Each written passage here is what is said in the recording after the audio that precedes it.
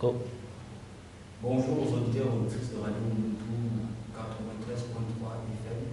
Nous sommes aujourd'hui dans le cadre d'une votre émission, la tribune culturelle des jeunes.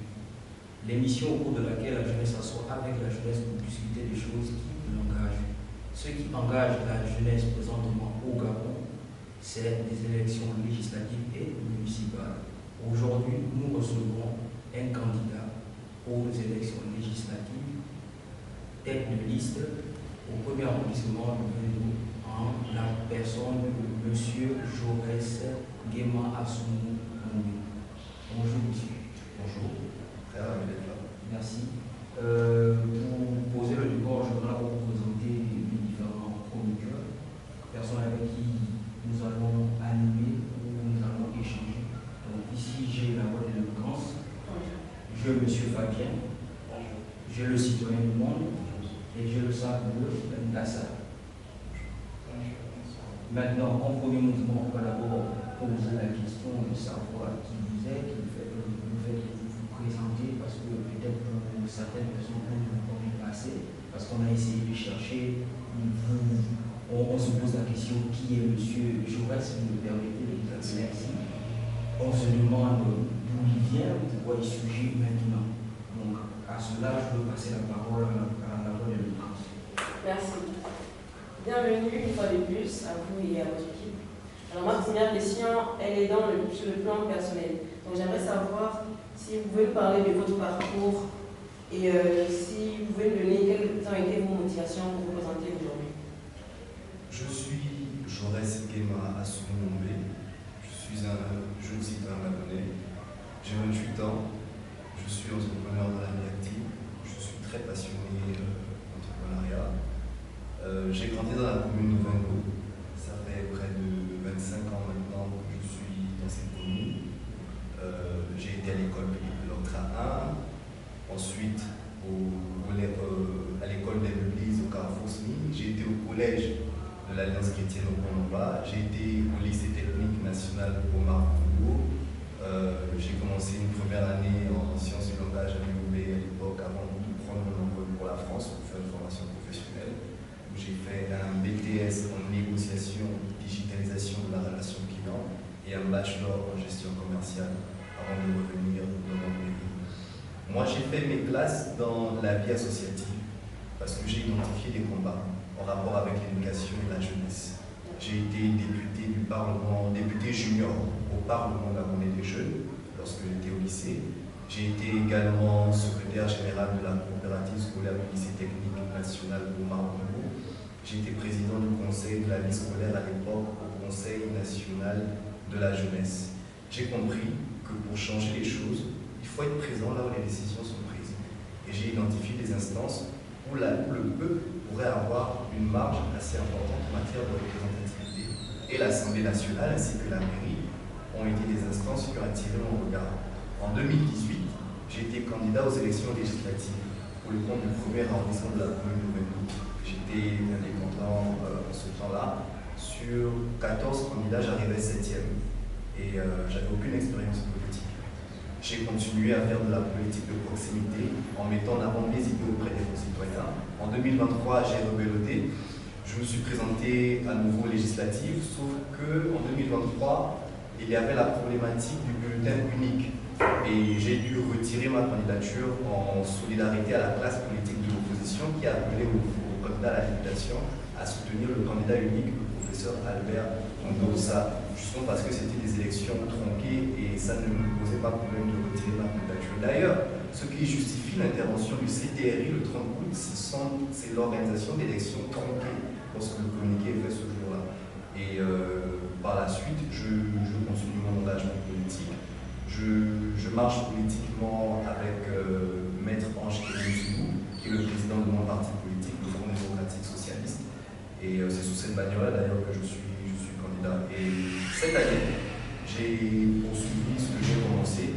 Je n'ai jamais caché mon ambition de porter haut les aspirations de la jeunesse de mon pays, de porter haut les problématiques que nous avons au quotidien et de saisir l'Assemblée nationale et la mairie pour trouver des éléments de solution par rapport à ce que nous vivons. Je suis un fils de la commune de Vingo, un frère, ce jeune citoyen qui a fait ses pas dans la vie associative et qui veut justement saisir les instances décisionnelles afin de faire passer des projets importants pour impacter positivement la vie de mes concitoyens. D'accord, merci pour cette présentation très limpide. Alors ma deuxième question, elle est sur vos valeurs. Donc, quelles sont les valeurs qui vous tiennent le plus à cœur et comment comptez-vous les utiliser dans votre campagne? D'abord, je veux dire que je suis en politique. Je prends mon sondage en politique par conviction et non par corruption. Je crois que la corruption a occupé une place importante dans la politique au Gabon. Et je veux m'y opposer par mon engagement. Je pense qu'on a détourné l'objectif de la politique. La politique, c'est la gestion de la cité. Et la politique doit être un service, un outil au service du peuple. Et c'est cet élément-là que j'aimerais porter. Je me bats pour le réveil citoyen. Vous savez, lorsqu'on parle de politique aujourd'hui, plus personne n'y croit. Les gens sont dégoûtés. Parce qu'on a eu un système qui a découragé les populations. Mais on peut être déçu par les hommes, mais on a le devoir de ne pas abandonner notre pays. Et je veux que la fibre patriotique soit le partage des concitoyens.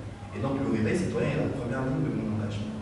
À côté de cela, il y a la bonne gouvernance. Aujourd'hui, ce n'est un secret pour personne. Les politiques publiques sont en déphasage avec la réalité des populations. Il faut une gouvernance qui tient réellement compte des problématiques du peuple et on en fait un projet de société. Et à côté, il y a l'engagement des jeunes. Je me bats pour l'implication de la jeunesse dans le processus de prise de décision. Parce que voyez-vous, nous représentons près de 70% de la population. C'est nous qui n'avons pas d'école, c'est nous qui n'avons pas d'emploi, c'est nous qui sommes les premiers à être appelés pour faire objet de corruption dans ce pays lorsqu'il s'agit de période électorale. Et c'est nous qui allons également nous oublier. Et donc oui, je veux que le réveil citoyen, la bonne gouvernance et l'engagement des jeunes soient au centre même de... En fait, ces éléments sont au centre de mon engagement politique. D'accord. Déjà, bonsoir, juste pour se enchaîner à la question posée par ma consoeur ici, vous avez parlé de corruption. Ma question qui est celle de savoir quel outil comptez-vous utiliser pour lutter contre la corruption? Comment comptez-vous faire? Déjà, il y a des mécanismes en fonction des instances, à la fois à la mairie et à l'Assemblée nationale. Le rôle du député, c'est de voter des lois et c'est de contrôler l'action du gouvernement. Lorsque vous contrôlez l'action du gouvernement de manière régulière, vous avez également la possibilité de pouvoir veiller à ce qu'il n'y ait pas de pratique de corruption au niveau du gouvernement. Vous le savez, les ministères reçoivent des budgets pour pouvoir mener à bien les activités de leur portefeuille ministériel. Et le député a l'obligation d'avoir un regard sur cela. Le contrôle de l'action gouvernementale est un outil que nous devons exploiter pour éviter la corruption dans notre pays. D'ailleurs, je me suis toujours opposé à ce que le député soit en même temps député et ministre. Dans notre pays, je pense que ce n'est pas normal. Et je suis ravi de ce qu'on arrive à cette configuration-là de plus en plus. Lorsque vous avez un cumul de postes, si vous êtes ministre, qui vous contrôle? Puisque le député a la mission de contrôler celui qui est dans le gouvernement. À partir de ce moment-là, il y a un manque de clarté. Et donc, pour répondre à votre question, que ce soit à l'Assemblée nationale, le député contrôle l'action du gouvernement par une clarté sur l'argent attribué au ministère par rapport à leur portefeuille ministériel. À la mairie, il faut rendre la gestion de l'argent de la mairie publique. Et nous, la liste que je porte, nous voulons rendre cela possible. C'est-à-dire que vous avez le conseil municipal qui oriente des projets par rapport au budget de la municipalité, mais lorsqu'on exécute ce budget-là, il faut rendre compte régulièrement, que ce soit par la mise à disposition d'un site web ou des rapports réguliers par lesquels on pourrait utiliser un certain nombre de mécanismes. Il faut la transparence dans la gestion. Donc le contrôle, la transparence de manière générale sont des éléments que nous pouvons exploiter pour cela. Merci. Ok, monsieur Laurent, vous avez rejoint moi parce que j'espère que vous avez une leçon. Vous votez au Belgique? Non. Ah, Vous disiez tout à l'heure que vous vous opposez au fait qu'on cumule la fonction des députés et des ministres. Mais quand je vois la fiche, vous êtes candidat aux législatives, vous êtes aussi candidat au municipal. Bien sûr. Les fonctions sont incompatibles, comment vous gérez ça? Alors je vous explique. Je ne peux pas être député même. Ça, c'est pas possible. Je suis candidat aux élections législatives et je tire une liste. Je suis tête d'une liste. Ça veut dire que dans ma liste, il y a des porteurs d'ambition, des potentiels conseillers municipaux, maires adjoints, des personnes qui peuvent prendre cette responsabilité. Et donc, dans l'organisation politique, en fonction des résultats, il se peut que je passe aux législatives, ce qui serait bien, Il se peut également que le scrutin ne m'est pas favorable et qu'à partir de ce moment-là, je reste sur l'élection, celle de la mairie. Est-ce que vous ne faites pas de long rapport pour collaborateur qui pourra s'occuper d'une fonction? Je veux bien comprendre la question. Puisque vous êtes pris que si vous ne passez pas aux législatives, vous n'êtes pas député, pour abattre le côté de la municipalité. Parce que l'ambition est à la fois locale et nationale. Si vous n'êtes pas disponible pour le peuple, pour les serveurs, pour rendre service à ces derniers à l'Assemblée nationale, vous pouvez vous rendre disponible pour rendre service à ces derniers au niveau de votre localité. Il n'y a pas de contrainte à cela. Et dites-vous que l'ambition, elle est préparée. Avec mes collaborateurs, on a eu le temps de parler, de construire cette ambition, de savoir un peu les éléments que nous pourrons, les possibilités que nous pourrons avoir en chemin, quel que soit le résultat, que nous allons obtenir. Pour en revenir, ne serait-ce qu'aussi une façon à vous de reconnaître plus ou moins une certaine défaite au niveau législatif et espérer être péché au niveau local. Parce que quand même, j'ai l'impression, je crois, qu'il y a plusieurs leaders au sein de votre parti. D'autres jeunes comme vous auraient pu également occuper la fonction de liste au local. Pourquoi ce choix se porte-t-il uniquement sur vous? Je suis pour la gouvernance inclusive. En 2018, j'étais candidat aux législatives. En 2023, j'étais candidat aux législatives uniquement. La concertation interne, politique interne, a bien voulu que je sois tête de liste. Une autre personne aurait pu être tête de liste. Mais dans l'organisation des choses à l'heure actuelle, j'ai été présenté comme tête de liste. Et quand je dis que je suis pour la gouvernance inclusive, c'est parce que je pense qu'en dehors de moi, d'autres personnes peuvent également assumer certaines responsabilités. Je ne parle pas d'une défaite, je parle d'une éventualité parce que c'est la politique et je suis logique. Je ne vais pas vous dire que je maîtrise le système électoral en vous disant que j'ai le résultat de ce qui va se passer demain. Je mets cette éventualité sur la table. D'accord, merci. D'accord, honorable monsieur le député, je vais essayer de rebondir sur la vie associative. Je vous disais tantôt que vous avez fait vos classes dans ce qui est la vie associative. Pour revenir sur la vie associative, ma question est de savoir, en termes d'action communautaire, quelles sont les actions que vous avez déjà posées? Je vais plus m'accentuer sur les actions pré-campagne. Parce qu'en général, on a déjà tellement utilisé lors des campagnes, des actions posées lors des campagnes, on préfère juger de la fiabilité de notre candidat en se basant sur des actions posées avant la campagne.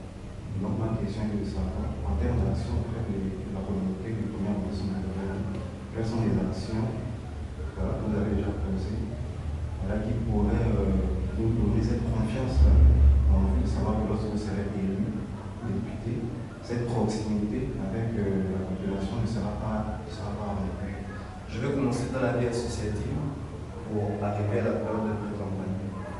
Dans les associations, à l'époque, secrétaire général d'une coopérative scolaire et monté une plateforme associative scolaire au Conseil national de la jeunesse, nous avons élaboré un certain nombre de plaidoyers pour les meilleures conditions d'apprentissage et pour le transport scolaire, aussi pour les grèves à répétition. Ce n'est un secret pour personne. Il y a 3 trimestres, mais les élèves, ces 20 dernières années et plus, ont fait majoritairement 2 trimestres sur 3 ou 1 trimestre sur 3 à cause de la répétition des grèves. Et c'est un combat que nous avons pris à cœur. Nous avons pris ce combat et nous l'avons déposé auprès des plus hautes autorités à l'époque, donc le ministère de l'Éducation nationale. Et cela a donné lieu à une série de concertations entre les acteurs du système éducatif, les parents d'élèves, les coopératives scolaires et les syndicats d'enseignants. On a eu la possibilité d'échanger avec les autorités du ministère de tutelle pour trouver des solutions à chaque fois. Outre la problématique des grèves à répétition, il y a la problématique des bourses. Nous nous sommes opposés à chaque fois, et ce n'est un secret pour personne. La plupart du temps, s'il y avait un premier lycée qui était déjà en mouvement lorsqu'on parlait d'absence de bourse ou de professeurs dans les salles de classe, c'était le lycée technique national de Marbonneau à cette époque-là. Nous n'hésitions pas à porter haut les problèmes que nous vivons déjà dans l'établissement, et même à échelle nationale, ce que nos frères et sœurs vivaient dans nos lycées et collèges. À côté, vous avez le transport scolaire. Au Gabon, on reste juste ici à Libreville. Lorsque vous sortez de 6h30 à 8h, vous voyez les élèves partout qui ont du mal à avoir un bus. pour se rendre en salle de classe. Et cela, nous l'avons dénoncé. Le transport scolaire devrait également être une des politiques que le ministère devrait mettre en place pour favoriser le déplacement d'un élève d'un point A à un point B. On ne le dit peut-être pas beaucoup, mais il y a des élèves qui marchent pour aller à l'école, pas parce qu'ils sont passionnés par l'histoire du peuple d'Israël, non, c'est parce qu'ils n'ont pas 500 francs, ils n'ont pas 300 francs, ils n'ont pas 1000 francs pour pouvoir prendre un bus, pour pouvoir prendre un taxi convenablement. Et nous avons toujours prôné pour qu'il y ait des bus scolaires en République gabonaise. D'autres personnes l'ont fait avant nous, mais dans le cadre des lignes de notre combat, nous avons également rejoint cette ligne-là. Et donc, je vais citer ces éléments-là par rapport au combat dans le milieu associatif et notamment dans le secteur de l'éducation. Au niveau de Vendou, j'ai fait de la politique de proximité et j'ai placé la citoyenneté au cœur de mon approche. J'ai fait un constat. Lorsque vous voulez avoir un poste de responsabilité politique, on va vous dire il faut aller distribuer les sacs de riz, il faut aller organiser des caravanes pour donner de l'argent aux gens, il faut aller poser un certain nombre d'actions, faire semblant de fabriquer un pont rapidement pour qu'on s'intéresse à vous. Je me suis dit, c'est un déphasage même avec la politique telle qu'elle doit être faite dans notre pays. C'est un déphasage avec mes valeurs. Je ne veux pas faire de l'hypocrisie. Dire que c'est parce que je veux être député que je vais rassembler les gens autour même d'une passerelle, que c'est parce que je veux devenir maire que je vais rassembler les gens autour d'un championnat de foot. Non. J'ai placé la citoyenneté au cœur de mon action. Et donc j'ai sensibilisé. À Ovendo, on a un problème par exemple en période électorale, c'est que les gens ne votent pas. Demain, nous serons très regardants sur ce qui va se passer. L'abstention électorale est très élevée au niveau de la commune d'Ovendo. Vous avez plusieurs personnes dans l'arrondissement, sur les deux arrondissements, qui font à chaque fois, qui prennent la décision de rester chez eux en période électorale. L'élection qui va rassembler le plus de concitoyens, c'est celle du président de la République. Mais les députés, les maires, généralement, on n'a pas un regard important sur les personnes qui vont à la mairie et à l'Assemblée nationale. Et moi, j'ai régulièrement dénoncé cela. J'ai appelé les concitoyens à s'approprier de leur commune. Parce qu'ils s'ils sont résidents d'Ovendo, ça veut dire que la mairie doit appartenir aux Ovendoises et aux Ovendois. S'ils sont résidents d'Ovendo, ça veut dire que le député du premier arrondissement, le député du deuxième arrondissement, les populations ovendoises doivent avoir un regard sur ce qu'on envoie au niveau du Parlement et au niveau de la mairie. Et donc j'ai placé la citoyenneté au cœur de mon action. Bien sûr, mon profil, aussi jeune que je suis, vous imaginez, j'étais encore 5 fois plus jeune ces dernières années. Je n'ai pas forcément la même notoriété politique que certaines personnes qui me donneraient autant de visibilité, mais je me suis toujours battu avec les moyens qui sont les miens. Et même si ce n'est pas arrivé aux oreilles, aux yeux de tout le monde, je considère juste que j'ai toujours fait ma part. J'aurais une question. Jusqu'à présent, on parle de vous. J'ai vu que vous êtes cofondateur du Front démocratique socialiste. On est dans un pays où on a toujours reproché aux partis politiques de se créer seulement à la veille des élections. Et voyant votre parti politique, il s'est créé à la veille des élections. Est-ce une stratégie ou au fond, vous avez une idéologie bien précise? Si idéologie bien précise vous avez, veuillez nous présenter cette idéologie.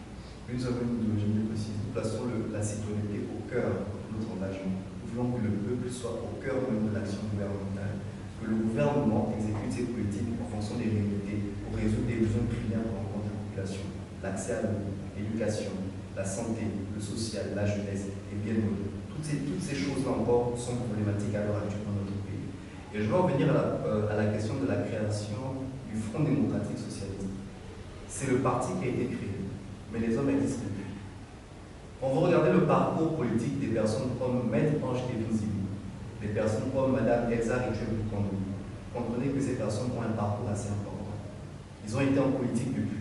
Ils ont mené un certain nombre de combats. Je me suis joint à eux avec le temps. Mais la création du parti ne justifie pas. Ce que je veux dire en réalité, c'est que le parti a été créé, mais le combat il a toujours été le même. En 2018, il y avait le parti politique dénommé Pour le changement. Pour le changement a été créé par un certain nombre de jeunes concitoyens à la PLC. Avec le temps, je pense qu'il y a eu des conférences de presse à répétition pour expliquer les raisons de la sortie de certains leaders comme Maître Ange Tebinzibi du PLC. Les valeurs n'étant plus forcément les mêmes, il y a eu la nécessité de toujours renforcer, toujours rassembler toutes les personnes autour de notre idéologie politique sous une bannière. Lorsque vous avez une idée, lorsque vous avez un combat, vous ne devez pas disperser vos partenaires. Vous ne devez pas disperser les personnes que vous avez autour de vous. Vous les structurez sous forme d'association, parti politique ou autre organisation pour que vous cheminiez de manière dynamique et avec une même vision. Et c'est pour ça que nous avons créé le Front démocratique socialiste. Nous avons créé le FDS parce que nous avons identifié plusieurs Gabonais qui étaient passionnés du désir d'avoir un réel changement dans notre pays, de trouver un certain nombre de solutions en matière par rapport aux difficultés que nous rencontrons au quotidien et d'avoir le renouvellement de la classe politique de notre pays. Et nous nous sommes dit, mettons-nous ensemble sous une bannière et nous avons créé le Front démocratique socialiste. On ne crée pas un parti politique juste pour la forme. On crée un parti politique parce que nous avons plusieurs citoyens qui ont la même vision et il faut tout simplement structurer cette vision en les mettant ensemble. Pourquoi, je ne vais pas mettre du temps sur ce que je vais dire à l'instant, j'ouvre une parenthèse, pourquoi le président de la République, sorti de l'élection, crée l'Union démocratique des bâtisseurs? Parce qu'il n'y a rien de plus normal qu'après une campagne électorale, après avoir mobilisé autant de monde, de les fédérer autour de son organisation pour que la même dynamique continue. Lorsque vous portez une vision, lorsque vous avez des convictions et que d'autres personnes partagent cela avec vous, vous êtes obligé de vous mettre ensemble pour mener à bien un certain nombre d'activités qui tournent autour de ces valeurs-là. Et c'est pour ça que nous sommes au Front démocratique socialiste. Le FDS, c'est le parti de la justice sociale, de la jeunesse, du renouveau politique, du détachement des anciennes pratiques dans ce pays, des pratiques qui ont tué le Gabon, de la corruption, de la mauvaise gouvernance. Et nous nous disons que si nous sommes ensemble, nous pouvons être une force et faire avancer le pays. D'accord. Je vais rebondir encore, revenir vers vous. Vous disiez tantôt que vous avez été très tôt pris conscience, vous avez pris conscience très tôt que en fait la jeunesse ne doit pas être à l'écart des questions qui la concernent, des questions politiques. Donc vous êtes cela vous engagez en politique très tôt. Ma question est la suivante. Quels ont été vos modèles? Est-ce que vous avez eu des modèles qui vous ont inspiré à vous engager en politique? Parce que vous êtes jeune, comme vous l'avez si bien dit, et certainement il y a des jeunes qui vous suivent et qui aimeraient aussi faire comme vous, peut-être se rapprocher de vous pour mener ce combat avec vous. Donc, essayez de nous édifier dans ce sujet. Quels ont été vos modèles pour vous lancer en politique? Merci, je suis très ravi de pouvoir répondre à cette question. Et je veux vous dire quelque chose. Le danger, c'est qu'au Gabon, nous n'avons pas beaucoup de modèles. Nous en avons, nous n'avons pas beaucoup de modèles. Et j'ai eu du mal à pouvoir m'engager complètement en politique parce qu'au départ, je n'avais pas de repères. J'avais des idées, j'avais des convictions, j'avais une idée du chemin que je devais tracer par rapport au combat que je ramenais, mais les modèles étaient peu, surtout en matière d'engagement jeunesse. L'image qu'on a en politique des jeunes, c'est la corruption. C'est le fait d'aller s'asseoir dans les meetings, prendre des billets, prendre des t-shirts, prendre des boissons et s'arrêter là par la suite. Et avec le temps, je me suis assis, j'ai regardé le paysage politique et mon regard s'est porté sur certaines personnes, notamment Maître Ange Démézy. J'ai trouvé en cet homme beaucoup de valeurs, beaucoup de convictions. Déjà à l'époque, dans l'opposition, il n'hésitait pas à dire haut ce que les personnes pensaient pas. Il a toujours pris position pour un certain nombre de combats. Brillant avocat, il a toujours défendu la cause du plus grand nombre, des prisonniers politiques. Il a toujours pris position en période électorale pour dénoncer la manipulation du scrutin électoral, un certain nombre de choses. Et c'est monsieur le gâteau, il est jeune. Je me suis identifié à lui. À côté de lui, Elsa le jeune également, qui a quasiment le même cheminement. Et donc, ce sont ces personnes-là qui sont des modèles pour moi en politique à échelle nationale ici dans notre pays. Après, bien sûr, dans la politique internationale, j'ai un regard sur ce qui se fait, notamment au Sénégal avec le Premier ministre Ousmane Sonko, que je regardais depuis plusieurs années déjà. Il y a en France quand même une belle dynamique politique parce que les réalités citoyennes ne sont pas les mêmes. Vous avez des jeunes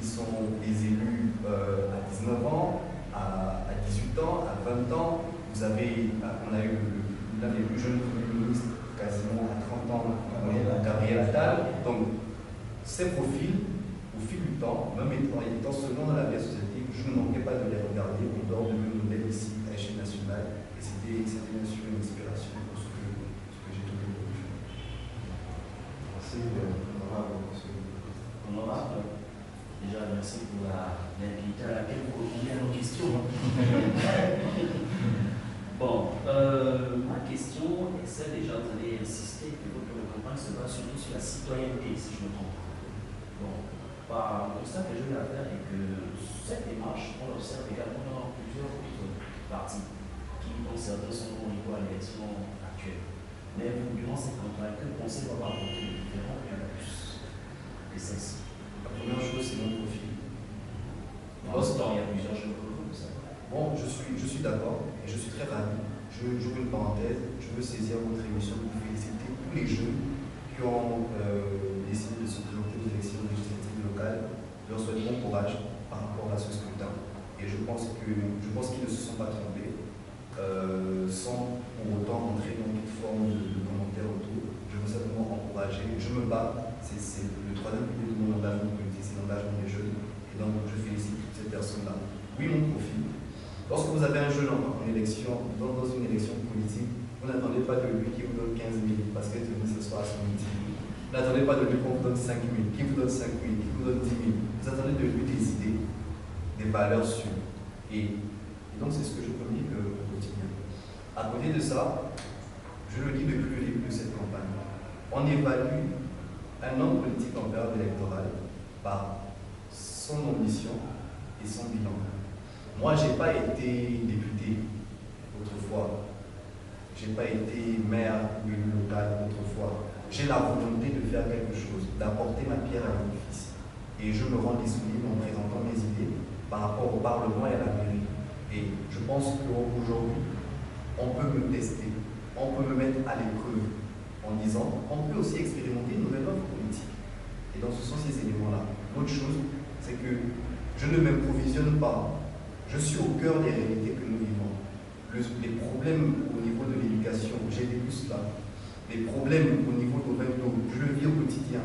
L'absence d'eau, l'insécurité et bien d'autres. L'employabilité des jeunes. Toutes ces questions-là, je les partage au quotidien. Et donc, ce n'est pas une improvisation, ce n'est que l'action de porter haut ce que nous vivons au quotidien en nous rapprochant des instances décisionnelles pour trouver les éléments de solution. Vous êtes jeune aujourd'hui, si vous êtes élu député, quelle est la première loi que vous allez proposer par rapport aux jeunes? Et si vous êtes élu également plus local, où avez-vous trouvé les finances pour exécuter vos projets? D'accord. Je vais pas entrer profondément dans les réponses par rapport à la deuxième question. Je réponds à la première question. Si je suis élu député, quelle est la première réforme par rapport à la jeunesse?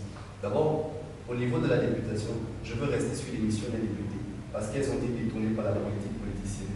On a des gens qui sont candidats aux élections législatives, qui promettent des dispensaires, qui promettent des lois. Ça, c'est une catastrophe politique. C'est l'arnaque même de l'élection. Il faut sanctionner ces personnes, ce n'est pas normal.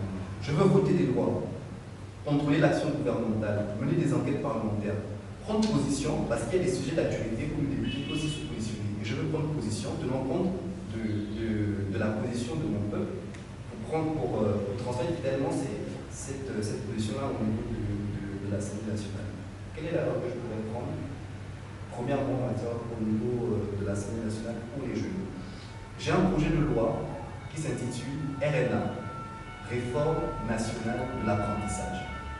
Par cette réforme, je veux permettre au plus grand nombre, à plusieurs concitoyens, d'apprendre un métier dès le fameux cycle au lycée, afin d'avoir en contrepartie une rémunération. Oui, je veux exploiter la formation professionnelle pour réduire le taux de chômage au Gabon. Ainsi, en terminale, en première année, en deuxième année, en troisième année, les entreprises pourraient identifier un certain nombre d'apprentis. Ils pourront être formés sur des métiers pendant qu'ils sont encore à l'école, avec des possibilités d'emploi dans plusieurs secteurs dès qu'ils sortiront du monde de l'école. Nous avons des chefs de quartier, nous avons des associations, nous avons un certain nombre de plateformes qui nous permettent de rencontrer le maximum de personnes avec une représentativité. Et c'est dans cette cette démarche-là que nous avons convoqué ces États-Unis. Merci. Nous en prions. Bon, merci. Je vois que mon baptême pour le temps de notre émission. Nous allons passer au deuxième temps, le temps aussi un peu de souffler. Donc, le deuxième moment, le deuxième temps de notre émission, c'est une table ronde, c'est le débat. Donc, il y a un sujet qui est lié, et ce sujet est lié conformément à l'actualité, parce que nous avons essayé de voir de gauche à droite qu'on reproche à cette jeunesse qui s'est présentée là le manque d'expérience. Vous voulez accéder aux responsabilités, mais la population ou certaines personnes ou un certain groupe d'individus reproche à cette jeunesse le manque d'expérience. Nous avons intitulé le thème de notre échange, de notre débat, jeunesse et politique. Donc, faut-il l'expérience avant la responsabilité ou la responsabilité pour acquérir l'expérience? Maintenant, une première question d'ouverture ou d'entrée de jeu. Je voudrais poser la question de savoir comment la jeunesse gabonaise a-t-elle participé aux vies politiques depuis l'indépendance jusqu'aux réformes démocratiques des années 1990. Je pose cette question parce qu'on a tendance à oublier le rôle que la jeunesse a joué dans le pays. Si et seulement si cette jeunesse aussi a joué un rôle à un moment donné. Donc, c'est ouvert, si possible, si vous pouvez venir dans d'autres mots et on fera le tour de table. Je pense que la jeunesse a généralement été mise en marge de l'action politique dans notre pays. Je pense qu'au Gabon, on n'a pas donné un espace d'expression directe à la jeunesse en matière d'engagement politique et que cette dernière a juste été exploitée et instrumentalisée, corrompue la plupart du temps. Et ce n'est qu'aujourd'hui, ces dernières années, on peut constater une forme de vie patriotique, un réveil citoyen chez les jeunes. Et donc, il serait difficile d'identifier quelques combats. Ils sont quelques-uns qui peuvent à peine sortir de bleu menés par la jeunesse. Et donc aujourd'hui, je suis d'accord de dire qu'il faut changer la donne. Et comme le débat est ouvert par rapport à la thématique générale, je veux dire que l'expérience est un outil qui nous permet de mener à bien l'activité, de maîtriser certains rouages à la fois sur le plan administratif, institutionnel et bien plus. Et donc l'expérience, oui, elle est importante. Mais l'expérience ne doit pas constituer un frein. Lorsque vous avez une ambition politique et que vous êtes sérieux dans votre ambition politique, il faut la préparer sur le plan. Si vous voulez être député, vous vous cultivez par rapport aux métiers de député, certaines compétences en rapport avec le député, vous vous formez, vous lisez, vous participez à des séminaires de formation, etc. Ça, c'est sur le cheminement de l'ambition. Et donc, c'est important de le faire. Et à côté, lorsqu'on devient élu, on ne devient pas élu parce que nous sommes docteurs en sciences politiques. On ne devient pas élu parce que nous sommes docteurs en géopolitique. On ne devient pas élu parce qu'on a des profils de ce genre-là. Les postes de responsabilité comme la députation, le conseil municipal, le maire, le maire adjoint, etc., doivent être saisis majoritairement par toutes les couches de la société. Les sages, les jeunes, les femmes, etc. Pour ce qui concerne les jeunes, ils ont leur place. Et il y a des mécanismes simplement en période de mandat et même avant d'entrer pleinement dans leur mandat pour permettre un renforcement de capacité pour les points sur lesquels ils seront performants. Pourquoi un député il a un attaché parlementaire? Pourquoi le maire a un cabinet, ainsi de suite? Parce qu'il y a forcément des éléments sur lesquels on ne pourrait pas être à 100% performant ou une équipe technique devrait l'accompagner. Je ne dis pas qu'on devrait avoir quelqu'un qui ne maîtrise absolument rien, mais je dis que quand bien même on peut maîtriser beaucoup de choses, on n'aura pas toujours la même mesure. Alors moi je pense que le rôle de la jeunesse dans l'action politique au Gabon n'est pas aujourd'hui. Le rôle de la jeunesse, on voit dans les années 1980-90, on voit qu'il y avait déjà eu, quand on était dans le régime du Parti unique, on voit déjà qu'il y a des jeunes étudiants qui manifestaient pour le droit politique, le droit manifester pour les besoins de leur cause, la scolarité, tout ce qui concerne le droit, plus des libertés. Mais en 90, je pense que leur combat a été, on va dire quoi, leur combat a été manifesté par l'instauration du multipartisme en 90. L'instauration du multipartisme.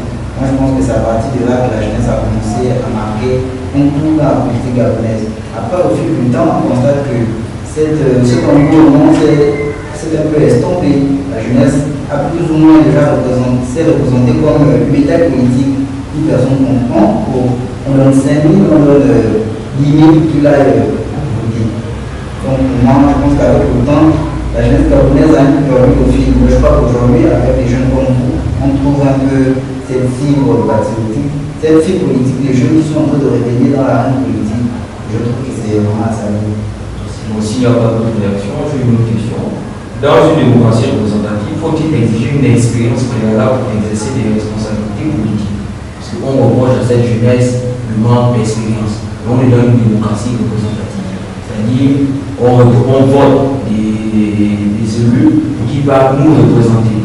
Mais si moi je vous donne ma foi, pas besoin d'expérience. Donc, je pose la question, est-ce que l'argument qui est mis en exergue par certaines personnes pour reprochant de manquer d'expérience dans une démocratie comme on a dit la démocratie, est-ce qu'elle a encore, elle a effet? L'expérience, je vais la question. L'expérience n'est pas un frein. Et pour avoir une expérience, il faut commencer quelque part. Vous n'avez pas vous ne sortez pas, c'est un peu comme nos super employeurs, parce que vous faites 5 ans d'études et puis vous exigez, et vous, la réforme nationale de l'apprentissage, vous exige de l'expérience. Laquelle vous avez de l'expérience. Il faut préparer une mission pour être en mesure de mener à bien simplement un programme de gouvernance et acquérir de l'expérience. Maintenant, il faut se faire entourer, de sorte qu'en période de mandat, vous ne soyez pas détourné sur vos missions et sur les objectifs que vous vous êtes fixés en matière de gouvernance de la population. Maintenant, je veux savoir l'argument de l'inexpérience de la jeunesse est une barrière légitime ou un instrument pour maintenir le statu quo. C'est-à-dire le fait qu'on dit vous manquez d'expérience par rapport, on reproche aussi à l'autre candidat, n'est-ce pas le fait que le système puisse continuer et qu'il n'y ait pas une rupture du système? Je pense que c'est un faux débat, le problème d'expérience. Lorsqu'on a un candidat en face de nous, on sait écouter ses idées, on sait écouter là où il va, et on pourra voir à partir de ce moment si c'est une candidature sérieuse ou non. À partir de ce moment, nous sommes déjà clairs sur ce principe-là. Ils sont nombreux dans ce pays qui ont des doctorats en économie et qui ont tué le Gabon, qui ont détourné la vie politique de ce pays, qui ont fait n'importe quoi dans les institutions, qui ont fait n'importe quoi dans les ministères. Et en disant aux jeunes, votre place, c'est de porter les sacs. Votre place, c'est de nous attendre. Vous avez le temps, la jeunesse est sacrée, la jeunesse a toute la vie. Et finalement, quand on arrive à un moment de notre vie, on se rend compte qu'on nous a perdu du temps. Et non, c'est un faux débat. La jeunesse a la possibilité de préparer sérieusement une ambition pour mener à bien des politiques publiques, mener à bien un programme de gouvernance en cas de mandat. Donc, je pense que quand bien même il peut y avoir plusieurs candidatures, je suis d'accord de dire qu'on peut les filtrer en sortant de là le bon et le mauvais en matière dans le paysage politique, mais je dis qu'on ne doit pas en faire une généralité et voici pourquoi je dis que c'est un faux débat. Bon, si je peux faire quelque chose. Déjà, l'honorable a souligné un point important. Il a eu la traduction à ces docteurs en sciences politiques et autres qui ont eu à faire et qui ont eu à poser des actes quelque peu loin aujourd'hui. Mais n'empêche que cela fait partie du jeu politique. Alors je crois que la politique se définit par ça. C'est la conquête du pouvoir, la conquête et l'exercice du pouvoir. Vous voyez un peu, l'expérience en politique, c'est juste savoir jouer. C'est ce que je pense. C'est juste savoir les mécanismes mettre en place pour convaincre les personnes auprès de nous. On ne peut pas condamner une personne simplement parce qu'il a dit votez pour moi. Bien qu'il nous ait menti, ça fait partie de la politique. Non, ça ne fait pas partie de la politique. Pardon? Ça, c'est la politique politicienne, celle du système. Voilà, c'est juste ça. C'est pourquoi on dit que. Je vais dire qu'il y a quand même une représentative. Quand on regarde la Constitution, je ne fais pas vraiment l'article, il y a quand même un pourcentage accordé à la jeunesse quand même dans les cours de la base. Encore que la jeunesse est surtout utilisée pour faire valoir. Oui. On met juste à la banque pour vous utiliser. C'est le cas qui est au salaire de parti. Bien sûr. Et vous avez évoqué quelque chose tout à l'heure. Beaucoup de jeunes, dans le cadre des mouvements à l'université, dans les années 90, ont mené à bien un certain nombre d'actions, de soulever un certain nombre de questions. Regardez le cas de l'Assemblée nationale. Lorsque j'ai été candidat la première fois aux élections législatives, j'avais 21 ans. J'avais 21 ans. Et quand je prends les textes à cette époque-là, je me rends compte qu'on peut être député à 18 ans au Gabon. Mais peu de personnes ont cette information-là. Si on a réellement une partie de la population est majoritairement élève, étudiant, et que cette catégorie de concitoyens estime que les mots sont tellement nombreux qu'il faut envoyer quelqu'un, il faut sortir une personne au milieu d'eux pour les représenter au Parlement. Vous allez dire à ce monsieur ou à ce jeune homme de 24 ans, de 23 ans, de 27 ans, en disant, bon, comme tu n'as jamais été membre du gouvernement, tu n'as jamais été député, tu n'as jamais été X ou Y dans tel endroit, on ne peut pas t'apporter notre confiance. Non, je reviens à ce que je disais tout à l'heure, c'est un faux débat. L'expérience vient aussi par le fait que nous ayons un combat, nous avons des valeurs, et nous sommes en capacité au même moment de prendre des responsabilités et de pouvoir faire un peu. Mais dire quand même que c'est un faux débat, je pense que c'est pas totalement un faux débat. Dans le contexte actuel, je dis que c'est important l'expérience, mais dans le contexte actuel, je pense qu'il est détourné. L'argument de l'expérience est détourné à d'autres. Mais après, la question qu'on se pose actuellement, c'est que est-ce que cette jeunesse-là aujourd'hui s'engage en politique à l'expérience de mener à bien les projets qui sont liés aujourd'hui à la société? Si vous arrivez par exemple à la mairie, vous n'avez jamais exercé dans un poste de responsabilité quelque part, vous allez vous appuyer sur quel véhicule? C'est la raison pour laquelle on se demande à bien de décider de certains candidats jeunes. Parce que être maire, c'est une fonction administrative, je peux pas dire. Vous êtes responsable de l'administration communale. Donc, lorsque vous allez à ce poste, vous n'avez aucune expérience, que ce soit dans le monde politique ou dans le monde professionnel. Bon, moi, je vous lancer du fleur. Nous avons quand même eu le vote démocratique, nous avons vu que vous étiez secrétaire. Donc, par conséquent, on peut partir aussi comme état une expérience. Donc, c'est il était secrétaire d'une coopérative dans un établissement secondaire. En effet, c'est-à-dire qu'au moins, il a déjà une base en termes de rédaction, de termes de courrier, en termes de champ d'administration, etc. Ouais, le coup lancer des ouvriers. Bon, si il faut se concentrer juste sur mon profil, on risque de sortir de la généralité. Bon, moi j'ai été dans la vie associative, j'étais attaché parlementaire. Oui, bien sûr, aujourd'hui, ça, voilà, je pense que j'ai pas mal, je me suis prédisposé par rapport à ce que je veux faire. Je me suis toujours mis dans une position où je me disais qu'il faut faire des recherches, il faut creuser par rapport à l'ambition que j'ai. Et c'est ce que je disais tout à l'heure. Ceux qui ont des ambitions ont la responsabilité de se préparer. Parce que l'ambition ne s'improvisionne pas. On ne se dit pas, oh, il y a des élections législatives locales, bon, c'est pas un jeu, en fait, c'est la vie du pays. On se prépare et on y va. On se cultive sur des questions qui nous intéressent. On peut avoir beaucoup de députés au Parlement, mais chaque député devra avoir un objectif. Quelle serait ma place lorsque je serai à l'Assemblée nationale? Quelles sont les lois que je pourrais orienter et voter au niveau du Parlement? Ainsi, nous pouvons avoir un profil sérieux lorsque nous allons nous présenter auprès des populations. Et à côté de ça, en complément, on se fait bien entourer. Et je parlais des équipes techniques tout à l'heure, autour des élus. On improvise pas une ambition. Elle se prépare et elle tient compte de ces aspects-là. D'accord.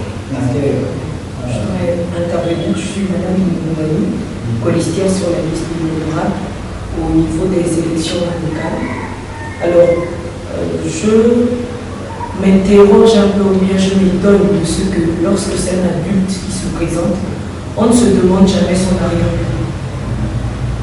Toutes les questions que nous posons ici, quand c'est un adulte, on va dire un adulte moins jeune, parce qu'on est jeune adulte, on ne se pose pas ou on ne lui pose pas ces questions. C'est un peu comme le mariage au Gabon. Lorsque deux jeunes en âge de se marier veulent se marier, on leur pose toutes les questions du monde. Et lorsqu'un adulte, irresponsable au passage, veut se marier, on ne lui pose pas la question. Il a 5 enfants, avec 5 femmes différentes, mais c'est lui qui veut se marier. Et ce jeune qui n'a aucun enfant, et la jeune dame n'a aucun enfant, les deux veulent se marier pour donner à leur famille une légitimité. On leur pose toutes les questions de savoir est-ce qu'ils sont matures, est-ce qu'ils ont bien réfléchi, est-ce qu'ils sont prêts. Les personnes qui ont géré notre pays jusqu'à maintenant, au départ, ils n'avaient pas d'expérience. C'est parce que aujourd'hui, nous estimons qu'ils ont l'expérience, mais au moment où ils ont occupé leur première responsabilité, quel était leur profil? Qu'est-ce qu'ils avaient? Qu'est-ce qu'ils pouvaient vendre?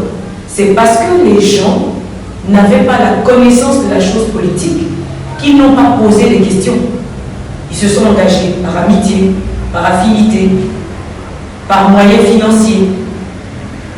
on ne votait pas, je peux même continuer à dire certains ne votent pas un projet. Ils votent une personne, ils votent des intérêts. Et c'est ce pourquoi nous luttons. Derrière, nous faisons de la pédagogie. Nous expliquons à nos concitoyens vers qui nous allons avant de leur demander de venir, que vous avez le droit, en tant que citoyen camerounais, dès que vous atteignez l'âge de 18 ans, de pouvoir vous présenter aux élections que vous voulez, pourvu que vous avez une vision, une passion, un fardeau que vous portez. Ce ne sont pas les jeunes qui demandent le profil des autres jeunes. Ce sont nos pères, nos mères qui sont au pouvoir, qui veulent peut-être pas passer la main, faire confiance aussi comme on leur a fait confiance à leur époque, qui mettent en avant un argument de profit. Il y a des députés qui étaient professeurs de sport. Oui, moi j'en connais. Mais ils sont devenus députés. Quel était leur arrière-plan? Professeur de sport à député. Était-il secrétaire? Avait-il occupé un poste administratif qui leur permettait d'y être? Non. Ils se sont présentés et les concitoyens leur ont voté. On ne met pas à côté le fait que quelqu'un soit préparé. Mais ce qu'on veut dire, c'est que nous ne pouvons pas mettre ça en avant comme argument essentiel. C'est un argument important, mais pas essentiel. Merci. Pour rebondir sur ce que disait madame, il faut également, moi je pense qu'aujourd'hui on regarde où il ne faut pas regarder. Parce qu'aujourd'hui on regarde à l'expérience ou au manque d'expérience, alors qu'au fond on devrait regarder au projet. On devrait regarder à la volonté politique derrière. Est-ce que la personne a réellement un projet, une volonté politique de bien faire? Mais aujourd'hui on ne s'occupe plus de ça. Alors qu'en réalité, c'est ce qu'on devrait regarder. Si moi je suis jeune, voilà, je vis peut-être dans un quartier et j'ai une proximité avec les habitants de mon quartier, j'aimerais faire entendre la voix de ces habitants-là. Est-ce que ce n'est pas déjà une raison suffisante pour m'accorder du crédit? Même si je n'ai pas encore d'expérience, parce qu'aujourd'hui, comme disait la dame, le monde politique est rempli, voilà, on va dire, de personnes remplies d'expérience. Mais avec toute cette expérience qu'ils ont accumulée au cours des années, de quel gabon est-ce que la jeunesse hérite aujourd'hui? Donc aujourd'hui, moi je pense qu'on a en fait la question de l'expérience, on veut voir autre chose. Donc la question de l'expérience aujourd'hui, ce n'est plus ce qu'il faut mettre en avant. Comme disait la dame, il ne faut pas mettre ça de côté totalement, mais à l'heure actuelle, il faut regarder au projet, il faut regarder à la volonté politique, il faut regarder aux valeurs de la personne en face de nous. C'est ce qu'on recherche. Ça, c'est vraiment ma position. Donc, moi, je pense que. Excuse-moi, je peux intervenir. Mais si ce qu'on appelle aujourd'hui vieux en griffe nous écoute là-bas, ils diront que parce que peut-être nous sommes moins vieux, on le fait pour cette intervention. On le fait pour ça, en fait. Mais je pense que parfois, les jeunes doivent gagner aussi en maturité, apprendre le côté des vieux, pour qu'on fasse une bonne combinaison afin de passer au témoin au bon moment. Déjà, moi, je voulais surtout revenir sur la recherche du profil. Pourquoi on s'intéresse au profil? La dame a eu raison de prendre l'exemple de ces vieux aujourd'hui qui étaient jeunes avant et qui sont entrés sans expérience. Le résultat, on connaît tous le résultat. Et on n'a pas, et nos parents, moi je n'ont pas voulu se poser des questions comme nous aujourd'hui, nous posons des questions. Donc je me dis que au lieu que nous continuons à faire de la continuité, il est tout à fait normal. Parce qu'un jeune se présente de lui, on cherche à savoir qui il est, quelle expérience il a, expérience ou pas, mais on doit connaître son profil, à quel genre, à quel type de personne nous avons affaire. Est-il mature ou pas? Vous voyez un peu, ce sont des questions que beaucoup des lecteurs se posent. Ce n'est pas tant pour juger la jeunesse, c'est pas que ces personnes se servent de ça comme arme aujourd'hui, mais ça possède une force comme vous. Si ces gens se servent de votre jeunesse pour vous faiblir, vous savez ça comme une force. En montrant que je suis un jeune, je suis responsable, je suis un entrepreneur, j'ai des activités et votre belle expérience également. J'avais qu'à faire pour revenir sur ce que la dame a dit, je dirais par contre qu'en Afrique en général, enfin oui en général et au Gabon en particulier, on a ce qu'on appelle la culture de la démocratie. C'est-à-dire qu'on a, bon, on ne va pas parler de la jeunesse, mais ces personnes qui décidaient que le pays a pendant les adultes avaient cette facilité à faire confiance aux personnes âgées, donc aux aînés, parce qu'on se dit que ce n'est pas tellement le côté expérience, mais dans la c'est l'âge. On associe généralement l'âge, la sagesse avec l'expérience, on se dit. Parce qu'en fait, si on a une personne âgée, cette personne-là est censée avoir une certaine culture. Et cette culture-là, on peut facilement faire confiance à la personne. Donc, ce qui est à retenir, c'est que ce qu'on reproche aux jeunes, ce n'est pas tellement leur expérience, juste que c'est un peu élitiste. Parce que par là, on voudrait dire que les jeunes, enfin les vieux, avec leur position de sage, ont plus d'expérience que cette jeunesse-là. Parce qu'avant, quand ils postes, c'est maintenant que j'apprends qu'un député ou un ministre était professeur des pièces. Parce que c'est pour certains, ils ont eu à occuper des postes à responsabilité. On va dire, si on prend le cas des jeunes qui, pendant les campagnes électorales, s'accrochent aux différents partis. Donc, ces jeunes-là, au fur et à mesure, on va dire, à chaque élection, il a une petite côte qui monte. Donc, il est peut-être responsable ou par exemple, il occupe des fonctions bien précises au sein du parti. Donc, c'est avec ce genre d'expérience-là surtout que ces personnes aînées se basaient pour faire valoir leur position ou leur légitimité en tant que candidat aux élections. La jeunesse, elle a bien sa part. Et la question de la responsabilité vient surtout par rapport à l'attitude. Donc, vous avez parlé là de la préparation avant de se présenter. Et c'est vraiment très important parce que c'est sur cette partie-là que l'on nous attaque en réalité. Donc, si on est candidat et qu'on vient, on devrait être en mesure de proposer un discours très éloquent, bien de se vendre de façon, pas forcément éloquente, mais de pouvoir bien se vendre. Parce que ce qui compte, des fois, c'est vraiment le projet. Mais si même si pour parler du commerce, ton produit ou ton service est de bonne qualité, si tu as du mal à te vendre ou à vanter la qualité de ton service et ton produit, les gens auront quand même un peu d'hésitation. Et c'est un peu ce qui se passe par rapport à la jeunesse. Donc certains ont peut-être du mal ou ne communiquent pas suffisamment sur leur candidature. Ok, permettez-moi de rebondir juste en disant, après je passerai la parole avec le texte de campagne, parce qu'en réalité c'est mon chef qui est là, mais je suis sur la respect de la relation. Alors, ce que je voudrais dire ici, c'est que je n'occulte pas l'arrière-plan de tout un chacun, qu'il soit jeune ou plus âgé. Et nous sommes tout à fait respectueux des aînés, des pères. Ce que nous voulons mettre ici en évidence, c'est que nous avons un arrière-plan tous. Moi, je suis juriste de formation. Je suis mariée depuis 15 ans. J'ai 4 enfants. Donc, on a plusieurs profils.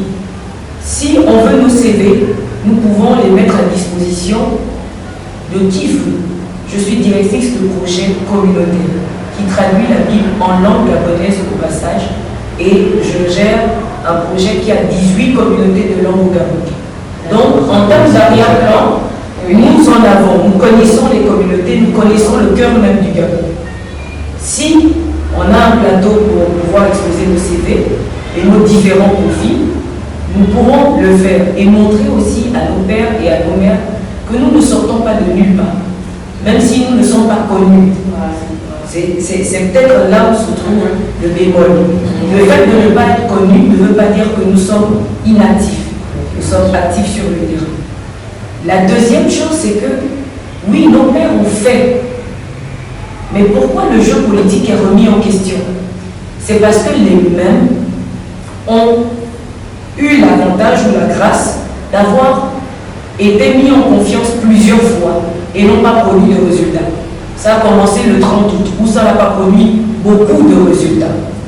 Au contraire, ça a produit même la déception. Le 30 août, et puis après, nous sommes aux législatives et aux locales.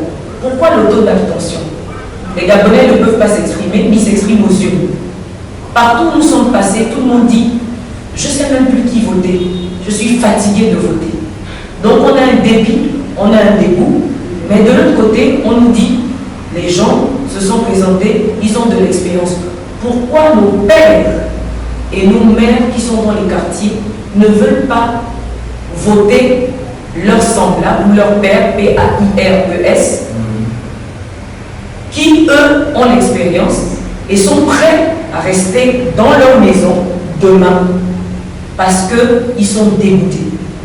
Et nous sommes obligés d'aller sur le terrain et de leur dire, en fait, si vous ne votez pas, c'est la même chose.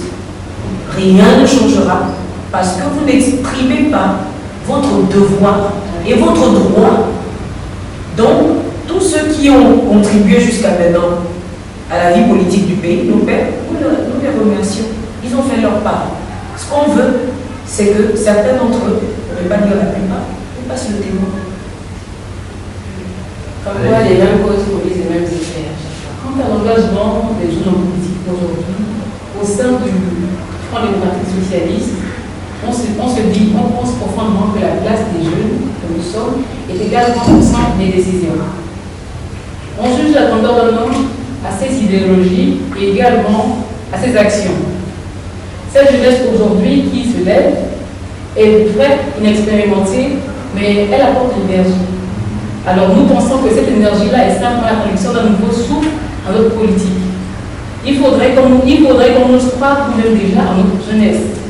On désire le changement, on sait ce qui s'est passé autrefois.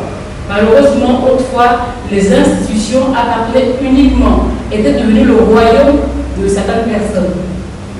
Ça s'est fait pas seulement. Pas seulement. À la Cour constitutionnelle et autres, on passe. Alors, ça s'est fait seulement parce qu'il nous manquait ce dynamisme au niveau de la jeunesse. On pense qu'un citoyen engagé, véritablement engagé pour sa commune, pour son pays, peut mieux faire que celui-là qui a été là depuis et qui est diplômé dans tout autre domaine. Donc nous croyons véritablement que l'engagement citoyen de la jeunesse est un véritable apport pour la 5e République. Bon, j'aurais une dernière question.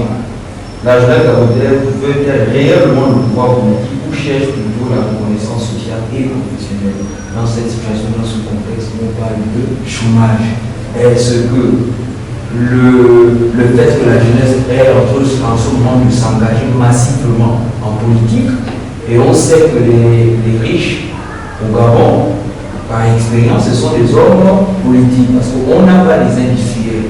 Donc nous, on se pose la question en jeu là, aujourd'hui à la tenue culturelle du jeu, est-ce que le fait que vous allez à des postes à responsabilité, ce n'est pas, excusez-moi du terme, le pognon ou pour l'argent, ou réellement vous voulez faire bouger les choses? Ce n'est pas seulement une question qui nous engage, mais qui nous engage nous tous, la jeunesse. C'est ça. On est en politique pour servir de notre société. En vérité, je suis dans l'entrepreneuriat parce que j'ai compris que pour se faire de l'argent, il faut développer l'activité commerciale pour avoir des sources de revenus assez importantes. La politique, c'est le type au service du peuple. Et nous avons l'ambition d'occuper ces postes de responsabilité pour servir le peuple. Lorsque vous regardez de près ces personnes qui ont occupé ces postes de responsabilité, en effet, ils ont été attirés d'abord par l'argent et on voit ce que ça peut se produire comme conséquence. Pour notre part, nous pensons que nous pouvons être évalués au sortir de la mise en économique. Donc la politique, c'est l'outil au service du peuple. Et quand on veut avoir de l'argent sérieusement, on identifie d'autres domaines, l'entrepreneuriat et bien d'autres, on peut se faire de l'argent. Non, mais bon, pour moi, je pense que la jeunesse japonaise aujourd'hui, c'est quand même, nous avons ce problème du chômage qui frappe fortement la jeunesse. Je pense que c'est peut-être une observation personnelle, mais pour moi, pas forcément la majorité, mais il y a une certaine jeunesse aujourd'hui qui s'engage en politique parce qu'ils veulent changer leur situation sociale. Et ce sont les pratiques arbitraires. C'était un président africain, on l'a proposé, si on veut faire la politique, on fait des affaires, on fait de l'entrepreneuriat, on ne fait pas la politique pour devenir riche. Si on fait la politique pour devenir riche, c'est quand même D'accord. Bon, nous sommes encore au thème de notre émission. Nous allons donner l'opportunité, nous allons donner la parole au candidat et à son équipe pour un mot à l'endroit des électeurs, de leur circonscription. Chère population de Melo, nous avons été ravis de parcourir notre commune, notre arrondissement, premier arrondissement de Melo, ces derniers temps. Nous avons pris acte de vos demandes, de vos réalités, et on se dit, nous voulons le changement. Sommes-nous également prêts à changer de mentalité? Alors ce 27, nous vous invitons, nous voulons le changement. Et pour cela, il faut vous rendre massivement aux urnes le 27 afin de voter la bonne candidature, notamment celle FDS portée par M. Jaurès Nguema. Merci. Je tiens à remercier Radio Moundou de nous avoir accueillis aujourd'hui et nous donner l'opportunité de nous exprimer à nos concitoyens du premier arrondissement de la commune de Moundou. Alors, nous avons sillonné pendant près d'une semaine, voire deux, si nous prenons en compte les pré-campagnes, chaque quartier. Nous avons entendu, nous avons écouté, mais nous avons aussi proposé une nouvelle offre politique. Cette offre politique qui se veut inclusive, tenant compte de chaque profil et chaque génération de la population que compose notre commune, à savoir les jeunes, les vieux, les femmes, même les enfants. Nous sommes là devant vous, comme nous l'avons dit dans chaque quartier. Demain, ne restez pas chez vous, ne soyez pas passifs, levez-vous, allez-y, votez, car votre voix compte. Votez utile, votez le changement, votez le renouveau, votez la jeunesse. Faites confiance à cette jeunesse dont on a dit plusieurs fois qu'elle est sacrée. C'est l'opportunité de nous montrer que vous croyez en nous. Votez le candidat Jaurès Nguema Assoumbobé aux législatives et aux locales. Nous comptons sur vous. Je vous remercie. Chers concitoyens, l'organisation des élections législatives locales est l'occasion qui s'offre à chacun d'entre vous pour se faire représenter valablement, à la fois à la mairie et à l'Assemblée nationale. Ce 27 septembre 2025, choisissons la rupture, choisissons la voie de l'audace, de l'innovation, de la résilience et du changement. Choisissons de traiter des questions en rapport avec la justice sociale, la bonne gouvernance, le réveil citoyen, l'accès à l'eau, l'éducation, l'emploi, le social, la santé et bien d'autres choses que nous vivrons au quotidien. Choisissons de nous mobiliser pour un nouveau souffle politique, une nouvelle dynamique dans le premier arrondissement de la commune de Moundou, un nouveau vent politique au Gabon. Je vous propose ma candidature aux élections législatives et locales. Ce 27 septembre, votez massivement pour la liste du Front démocratique socialiste. Votez ma candidature aux élections législatives. Ensemble, mobilisons-nous et faisons ce qui est juste pour notre pays, afin que le temps rêvé par nos ancêtres arrive enfin chez nous.